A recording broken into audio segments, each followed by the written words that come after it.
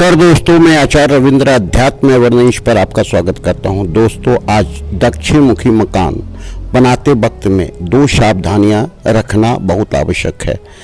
आप सभी जानते हैं या पूरा ब्रह्मांड का जो निर्माण है, हम सब का प्रत्येक जीव जंतु का जो निर्माण है वो 5 तत्वों से है।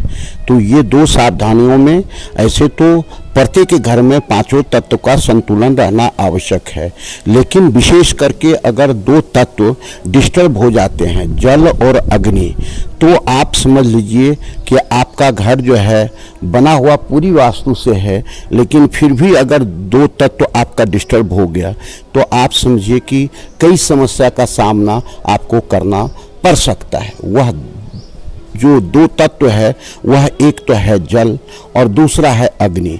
अर्थात एक जो क्षेत्र है वो ईशान कोण के क्षेत्र में आता है और अग्नि जो है सो अग्नि कोण के क्षेत्र में आता है।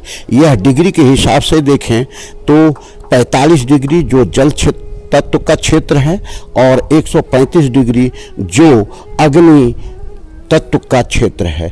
ये दोनों तत्व अपने अपने क्षेत्र में ही रहना चाहिए। अगर एक दूसरे के क्षेत्र में प्रवेश कर जाता है तो आप समझिए कि आपका जीवन, आपका घर आपके लिए समस्या ही उत्पन्न करने लगेगा। आपका जीवन संकट से गुजरने लगेगा, कई समस्या आपके जीवन में उथल पुथल होने लगेगा। तो ऐसी स्थिति में जल तत्व को जल तत्व में रखना चाहिए और अग्नि तत्व को अग्नि तत्व में रखना चाहिए। जल तत्व क्या देता है? जल तत्व देता है बहाव, आपको जो है प्रवाह, आपके अंदर जो है स्वच्छता, निर्मलता, ये सारा चीज़ देता है।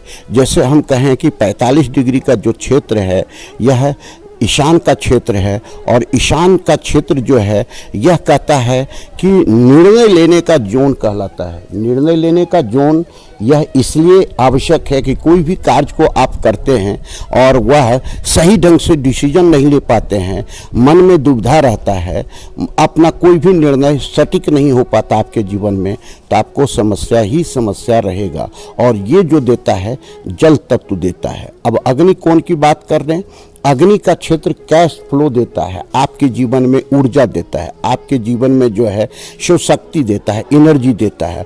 और ये डिस्टर्ब हो जाता है तो कैश फ्लो खत्म हो जाता है, जीवन में आर्थिक तंगी आ जाती है और आर्थिक तंगी आने से मन डिस्टर्ब हो जाता है, तनाव हो जाते हैं, रिलेशन खराब हो जाता है और विशेष रूप करके यहाँ की स्त्रियां बीमार रहने लगती है, क्योंकि यह शुक्र ग्रह से संबंधित है और शुक्र ग्रह ही आपको वैभव दे पाएगा। अब ये डिस्टर्ब कैसे होता है? जल तत्व जहाँ है, अगर वहाँ रेड कलर कर देते हैं, वहाँ आप किचन बना देते हैं तो यह डिस्टर्ब हो जाता है। और अग्नि क्षेत्र है, वहाँ पर अंडरग्राउंड टैंक बना देते हैं, टॉयलेट बना देते हैं, तो ये डिस्टर्ब हो जाता है। तो ऐसी स्थिति में एक दूसरे को संतुलित रखना आवश्यक है और इसका पूरा जीवन में लाभ ले सकते हैं। धन्यवाद, फिर मिलते हैं अगले वीडियो में। नमस्कार।